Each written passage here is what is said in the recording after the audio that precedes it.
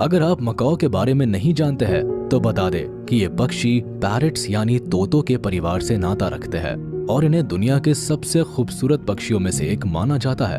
आपको बता दें कि आमतौर पर 60 से 80 साल तक जिंदा रह सकते हैं, जो पक्षियों की दूसरी प्रजातियों की तुलना में काफी ज्यादा है। लेकिन इन सब के बाद भी इस वक्त इन पक्षियों का अस्तित्व खतरे में है। ऐसा इसलिए क्योंकि पिछले कुछ सालों में इन पक्षियों की तादाद में भारी गिरावट आई है और इसका कारण कोई दूसरा नहीं बल्कि हम इंसान ही है, जिन्होंने इन खूबसूरत पक्षियों के इलाके में घुसपैठ करके इनका जीना हराम कर दिया है। वैसे ये आमतौर पर वर्षा वन और उसके आसपास के इलाकों में पाए जाते हैं और इन इलाकों में रहकर ही ये पेट भरने के लिए सूखे मेवे और फलों के बीज को खाकर अपनी जिंदगी बिताते